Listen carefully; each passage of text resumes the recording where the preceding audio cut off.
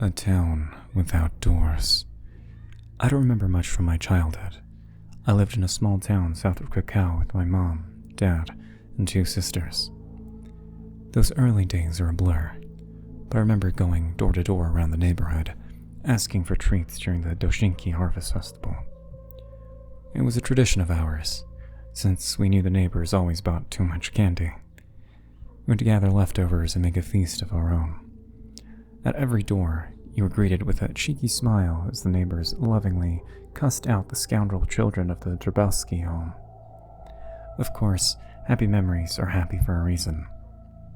Because things get worse. And you get something to compare them to. My parents separated. My mom moved to Warsaw, where we could be closer to my grandparents and uncles. Meanwhile, my father, Jaromir, did his best to stay in our lives, but it got harder and harder. He needed to work longer and longer hours, but he still sent us money every month. He wanted us to have a beautiful life, even if he couldn't be there for it. With every passing year, those visits grew further and further away. First, we lost Easter, then Christmas, then the birthdays, and finally, our yearly Dożynki festival meetup. Last we heard of him, he was barely making ends meet. He wasn't sending money anymore. And over time, he disappeared into memory. My mother remarried. My sisters graduated.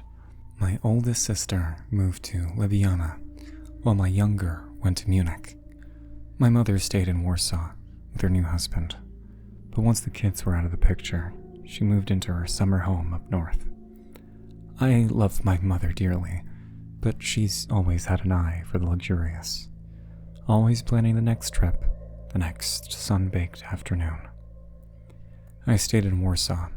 I got myself a degree in sociology and managed to hold on to a low-rank government job at SUZ, overseeing private claims.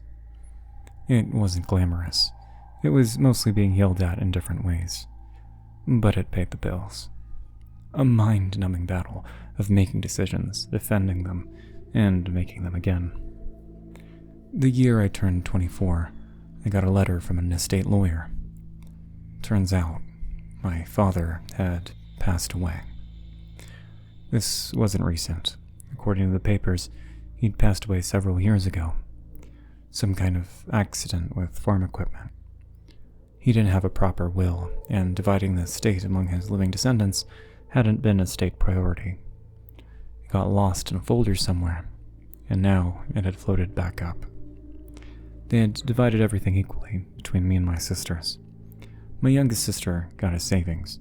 My oldest got his car and valuables. And I got the house. I called the others to check out who wanted to go see his grave. No one wanted to. They were all tangled up in their own lives and troubles.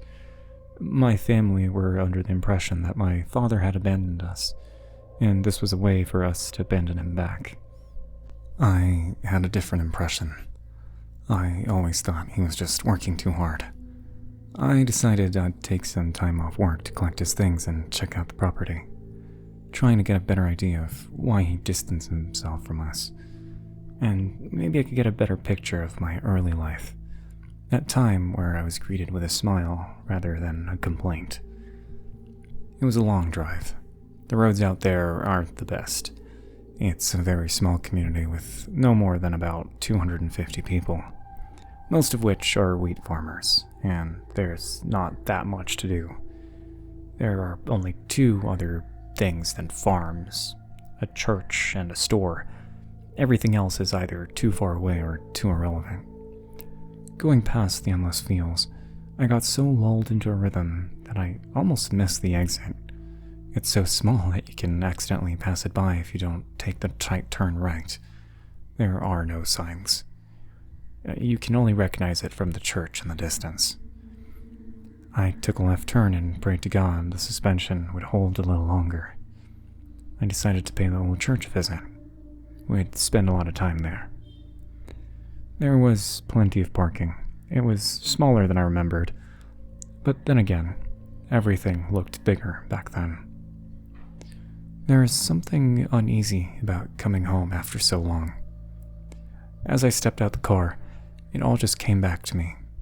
The smells, the sounds, even if you can't put a finger on it, there's something that tickles the mind as if to remind you, this is where you belong.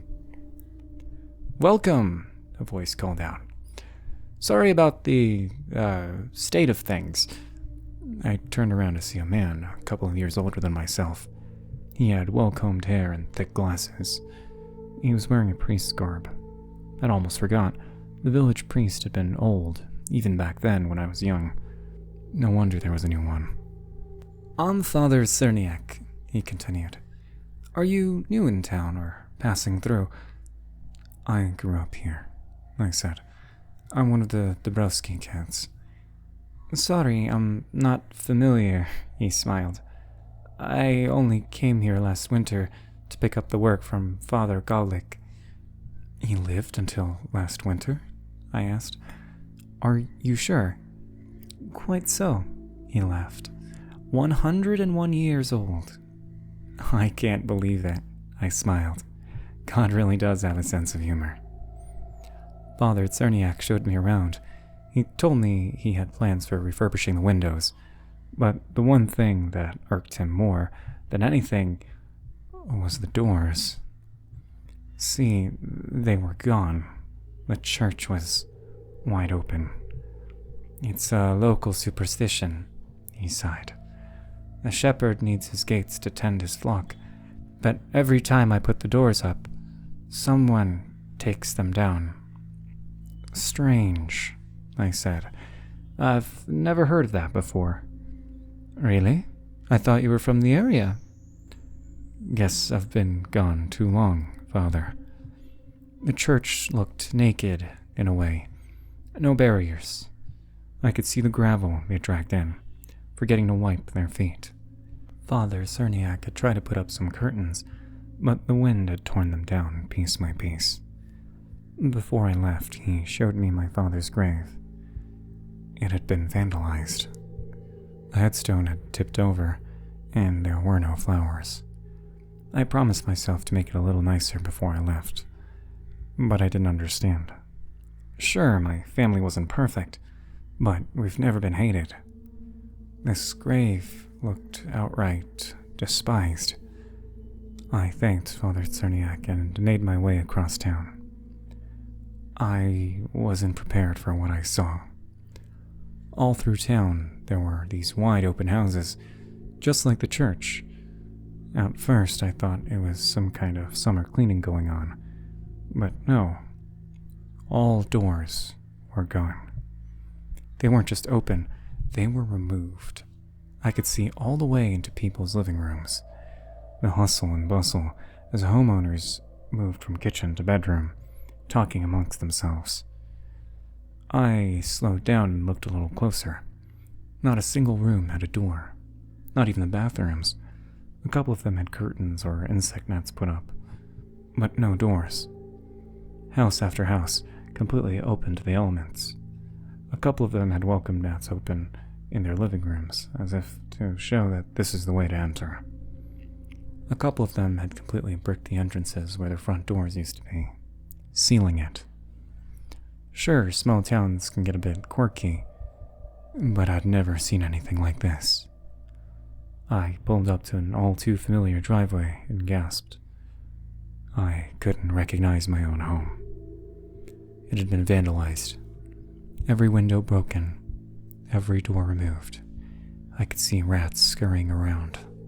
Walking around the property, things got even worse. There'd been a small fire in the backyard, spreading to the outer wall of the kitchen. It wasn't completely burnt down, but you could probably punch straight through with little effort. And finally, on the far side, neon green spray painting, reading Sein Diable, Son of the Devil. I couldn't believe it. They'd even clipped the chains off our swing set, leaving a rusted metal skeleton. It looked like someone had tried to start a tire fire, but couldn't quite get it going. I had a hard time even picturing what it used to look like. There was this bottomless hole forming in my stomach, where every smile I remembered seemed like a cruel taunt. Something must have happened. Something I'd never even heard of. Coming back round, I noticed a crowd of middle-aged men. They were standing just outside the property, looking over my car. I didn't recognize any of them. "You at the bank?" one of them asked. "No, I'm one of the Dabrowski kids," I said. "The son." "You're the son?" he spat. "You wanna join him in hell too? Is that it?" "You know who did this?" I snapped back, pointing at the house. "Was it you?" "Could have been anyone," a man in the back added. "Fucker deserved it." One of them gave me a knowing smile and nodded at the graffiti. They whispered something amongst themselves, letting out a chuckle under their breath. They scoffed at me and wandered off, spitting curses and sneers. Not quite the welcome I'd imagined. I'd initially planned on sleeping in the old house, but there was no way. Not only was it wide open, it was a disgusting mess. I'm not going to go into detail what they'd done to the place, but I'd be lucky if I was able to give it away in its current state. I decided to spend the night sleeping in my car. I leaned the seat back and wrapped myself in a blanket, hoping it wouldn't get too cold. I spent some time on my phone, but I didn't want to use all my battery. But somehow I ended up staying awake long past midnight. But there was something beautiful about that night. The sunset was one of the few things that didn't change around these parts. Watching the sun go down over the old fields gave me the feeling that some things never change. I remember waking up at around 2 a.m., seemingly for no reason. It wasn't cold, there was no one bothering me, and no notifications on my phone. A careful wind brushed against the hood of my car. I lay there for a moment, trying to ignore the texture of the seat sinking into my sweaty skin. I filtered out the sounds of nature bleeding in from the outside. A distant part of me had heard them all before. I listened past the songbirds and the insects in the field. And beyond that, there was something else. Something in the distance. A wail.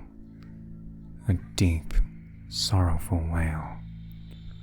The following day, I took some time to walk around town. The rumor that Yelmir's kid was back and had spread like wildfire. I could tell by the sideways looks as people passed me on the street. The only ones who didn't seem to care were the kids, and they were few and far between. At the far end of the town, there was this long brick wall. It wasn't very high, but it was dense.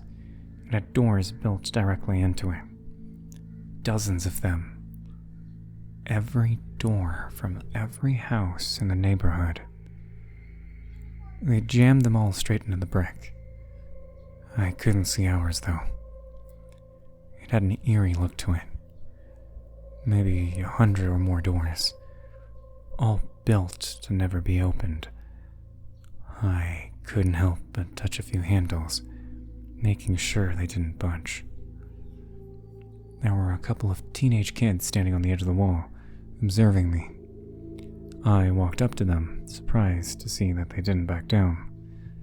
They had a cocky look to them, but at least they weren't openly hostile. Before I could say anything, they turned to me. "My mom hates you," one of them said. "What did you do?" "I used to live around here," I said. "Came to get some things." "Why'd you come back?" he scoffed. "I'm leaving the moment I can afford it." "Same," said the other, rolling an unlit cigarette between his fingers. I gave them a tired look.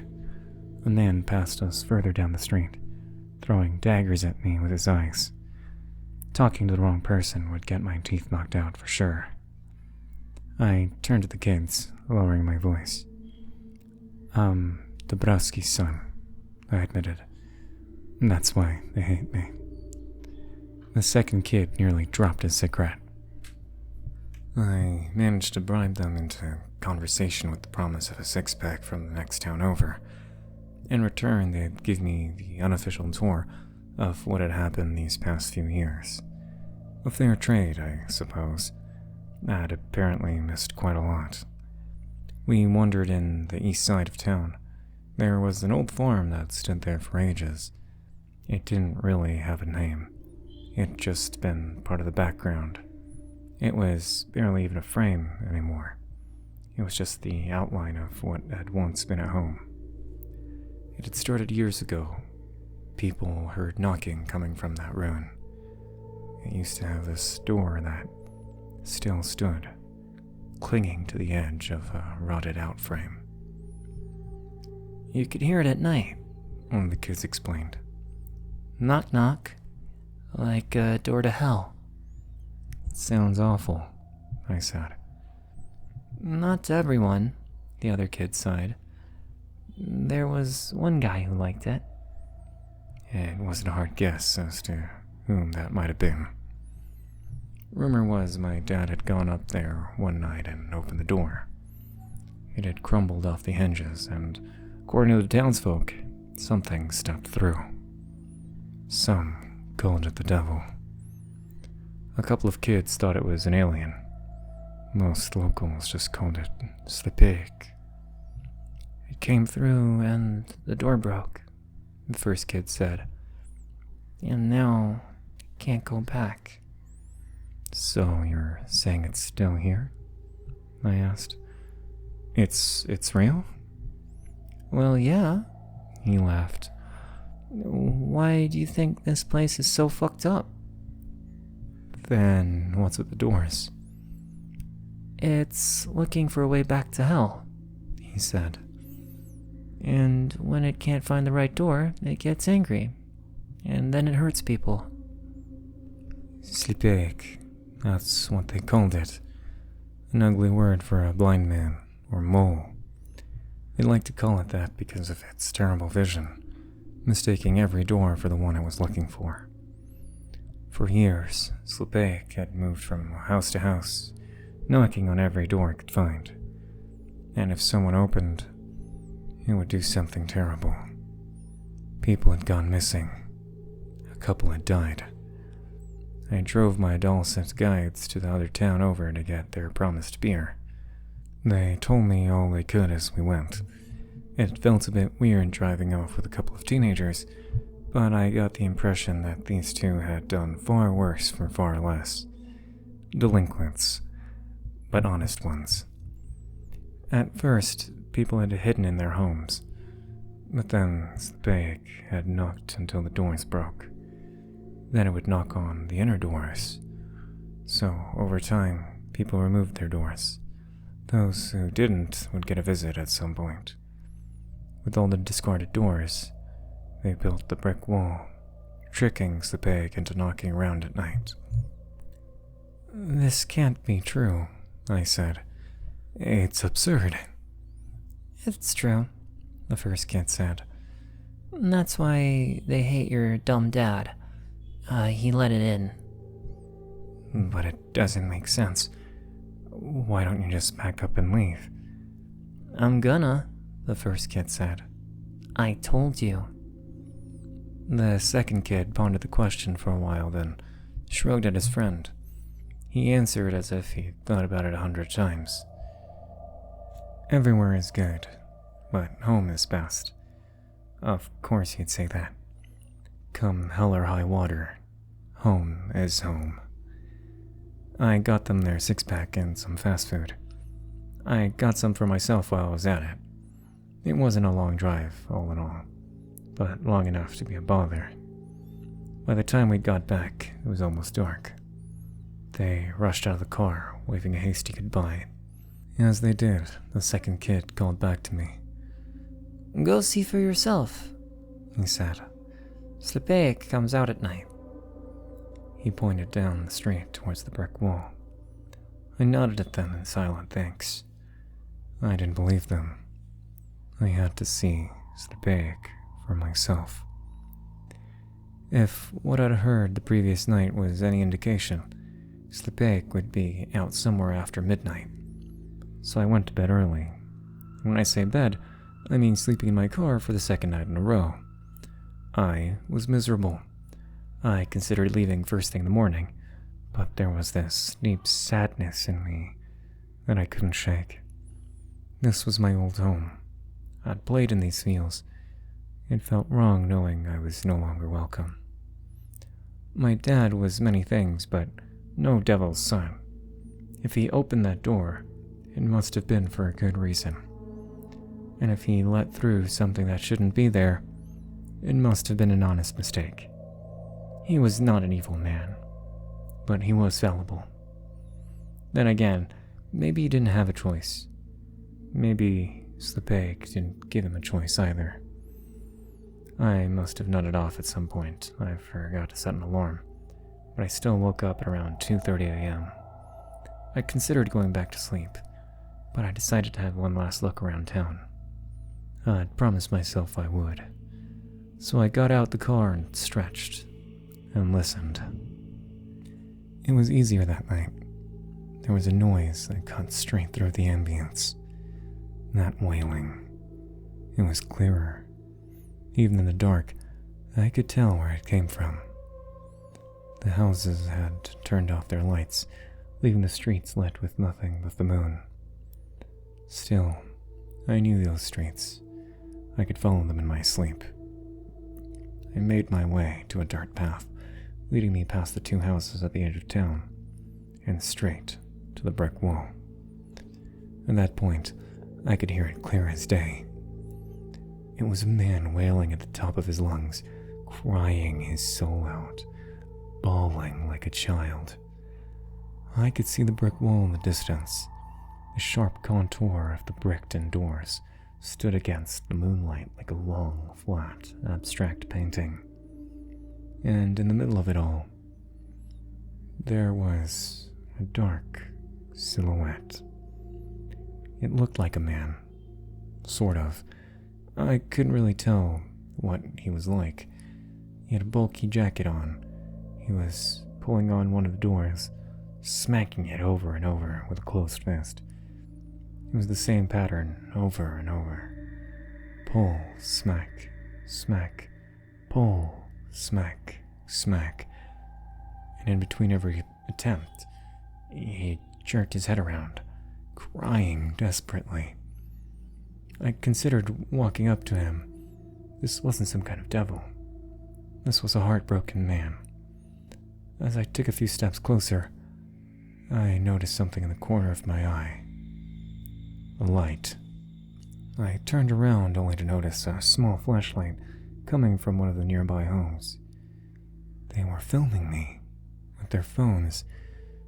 Looking closer, I could see two little heads peeking out, shaking their heads in a certain no. Turning back to the brick wall, I heard a sudden crack. The man had pulled out the door straight out of the wall. It came loose. He set it down next to him, and with one hand, pushed it downward. He didn't even have a good grip. With a single hand, he broke the door into pieces. The wailing turned into a scream. Rage, unfiltered, unhindered rage. With just his fingers, he began to rip bricks straight out of the wall, tossing them around like leaves in the wind. I could hear them landing around me, kicking up tufts of grass. I backed away as the lights in the house went out. The little heads dipped away from the window. I hurried down the dirt path as I watched the pig climb on top of the brick wall, screaming at the top of his lungs. Even at that distance, I could tell something was off. His proportions seemed wrong. It was hard to tell. He'd wrapped himself in some kind of dark fabric.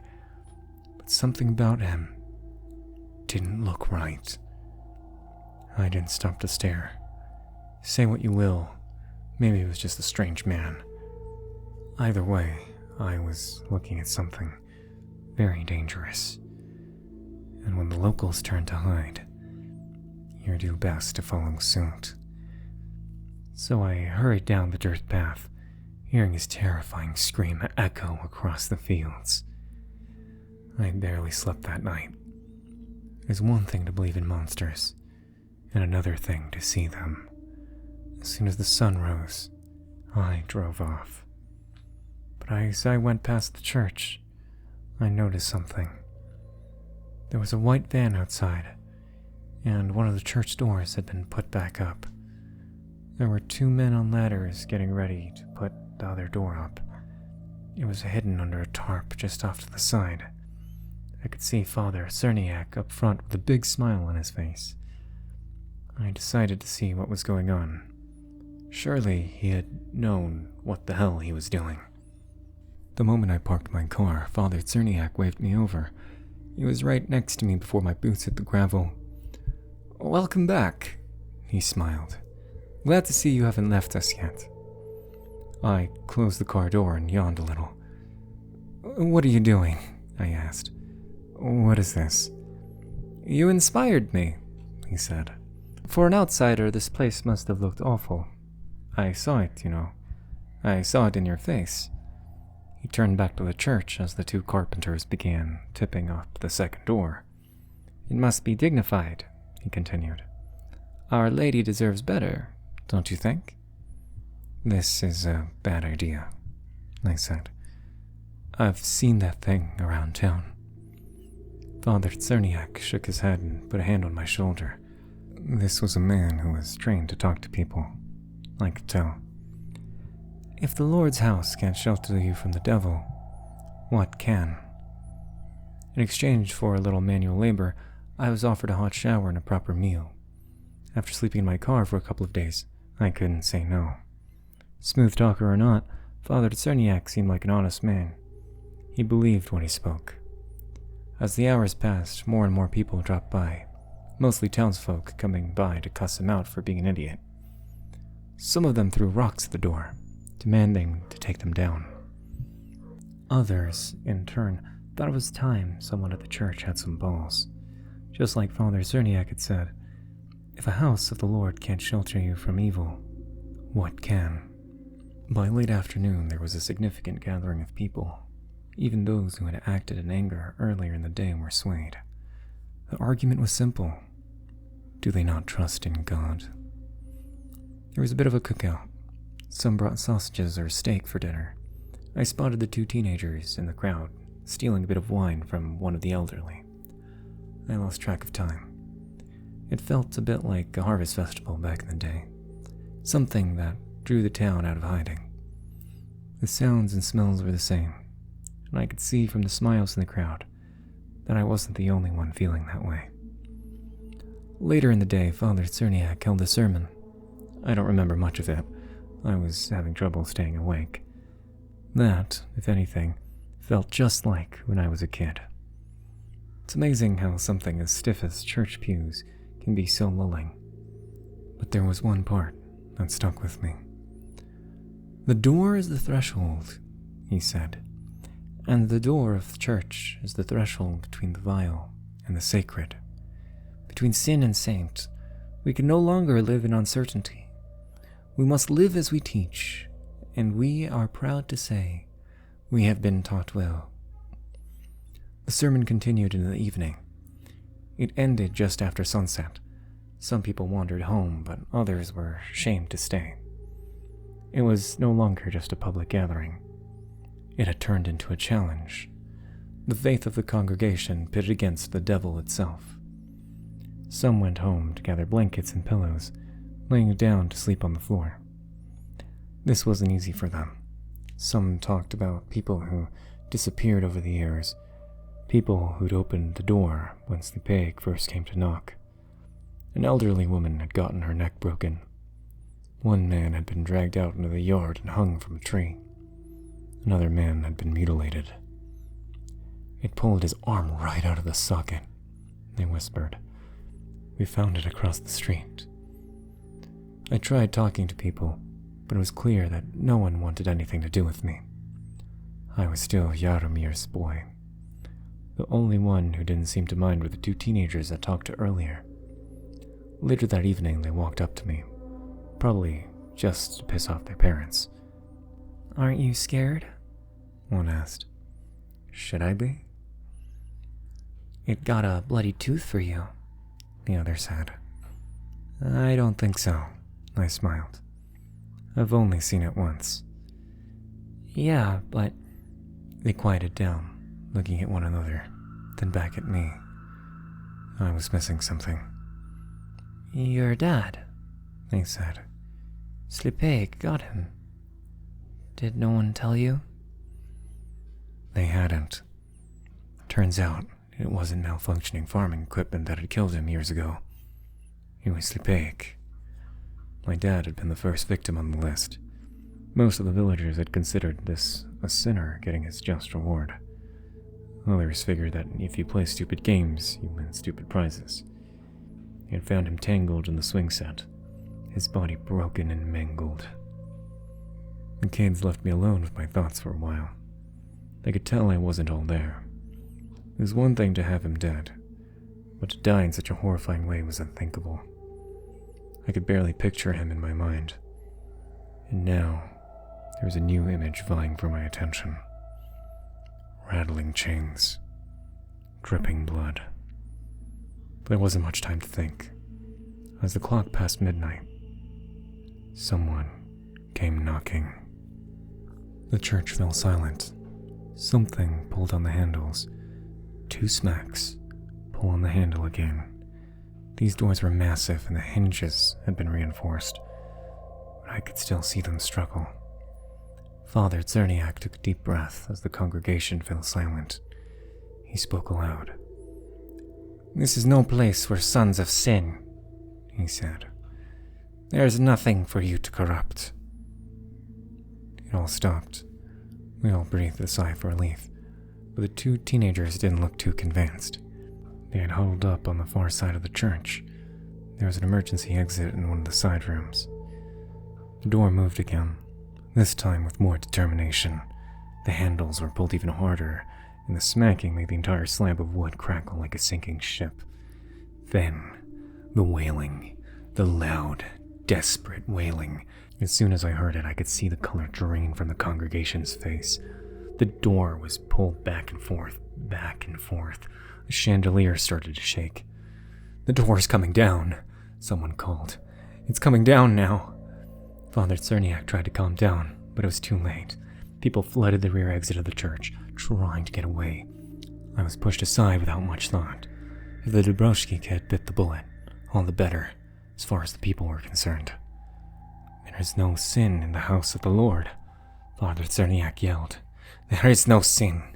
The devil can laugh and jeer as much as he likes, but there is no place for his evil." But the thoughtful words can't stop a broken door. Slipek wasn't deterred. The doors came down. There was a pause in the air as they fell. The air swept through the room, blowing out most of the candles among the pews. As the doors hit the ground, the crowd panicked. Most of them were already on their way out. People screamed, others cursed. I was in the far back of the crowd. It was clear I was never going to make it out without being crushed. I settled instead for hiding among the front pews, hoping the dark would shield me. I could barely see Slipek in the flickering candlelight. His right arm had grown out of his shoulder blade, and his left arm was too long that it scraped against the floor. He had sort of a hunchback pose, but there was something that kept moving on his back, fluttering like a shivering membrane. He wasn't wearing a coat. He just wasn't human. He looked like something vaguely trying to resemble a human. Even Father Czerniak ran, hiding behind the altar. Slipek rushed through the room in a messy gallop, knocking over pews as he went. They didn't even slow him down. When he got to the side room, people had already run screaming into the night. Slipek couldn't catch them. Instead, he settled on throwing things across the room, tearing down whatever he could reach, and breaking whatever he could lay his hands on. His wailing had turned to rage, and he was out of control. I was laying flat on my stomach, crawling away. Father Czerniak wasn't so lucky. Just like Slipek had done with the brick wall, he climbed up on the altar, From there, he could see the priest. I don't like to recall what I saw. It's unworthy to make spectacle of tragedy, but Slepeg didn't care for titles or words. He didn't care about anything. He picked Father Cerniak up with a single arm, holding him outstretched in front of him like a child considering an unfamiliar vegetable. Father Cerniak tried his best. In between desperate cries, he said the most powerful words he knew. He compelled, he demanded, and when nothing seemed to work, he begged and prayed. Then Slepeg unhinged his jaw like a snake. The screaming stopped with a snap as a spray of blood shot out. Something thumped against the altar and rolled onto the wooden floor. A pair of glasses clattered against the ground. Slepeg spat and coughed, picking tufts of hair from his teeth. He let the body slip from his grip, drooping unceremoniously to the red carpet. I remember crawling. I crawled as quietly and carefully as I could. Slepeg was big, but his footsteps were light, like he was tiptoeing everywhere he went. I didn't notice he was behind me until his shadow drowned me. I rolled around, only to see his vast shape towering over me. He must have seen me. There were still a couple of candles. For a moment, I saw his face. A half-made gray thing with black, inward-leaning concave eyes. A faint shimmer, like scales from a fish. A human mouth with an extra mandible.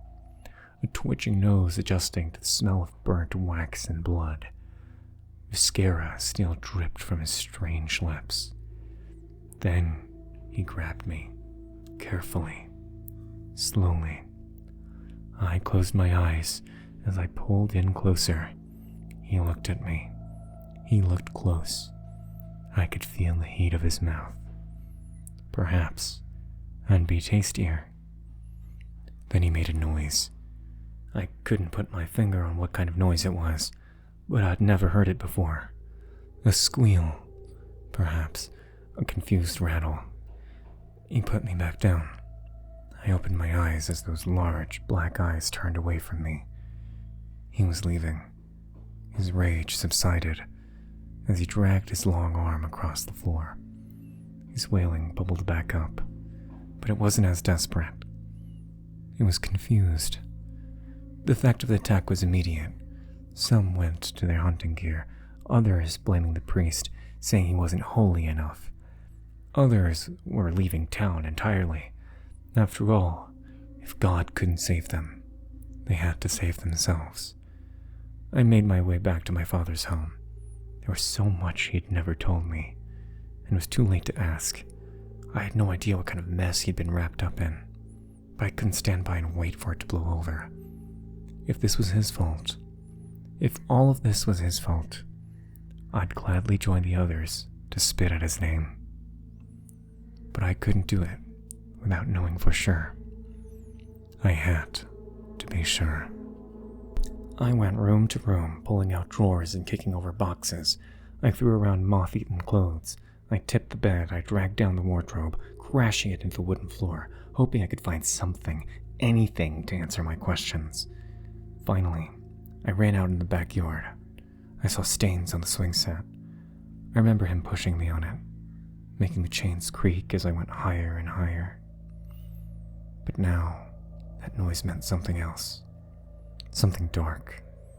An image of a broken man, wrapped in a forgotten toy.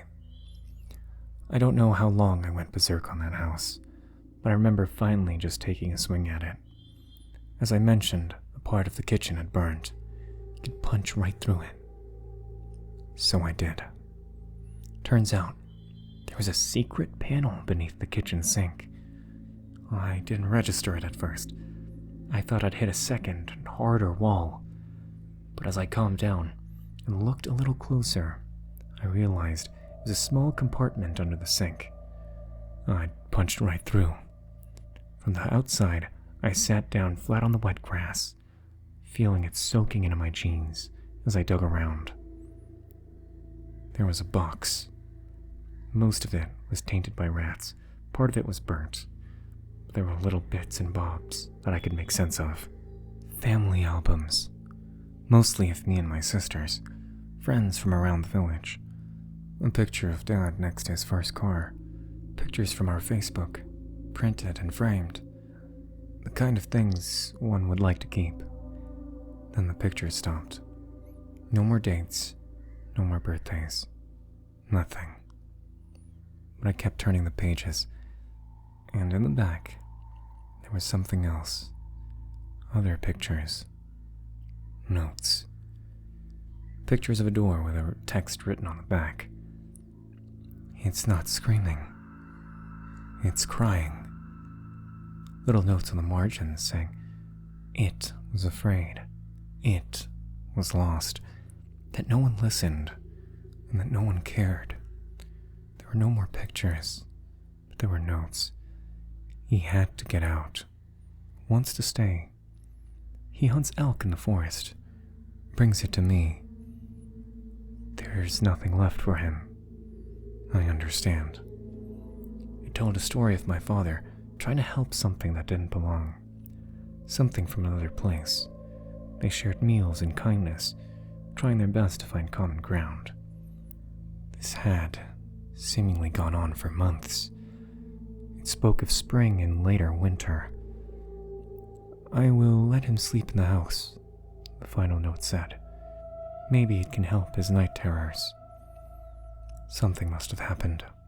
A dangerous creature like that, inside a small house. Maybe there was an accident, a misunderstanding. Maybe it strung him up on the chains to make him look alive, like a puppet. Either way, I was close to an answer. Maybe I was looking more like my father than I'd realized.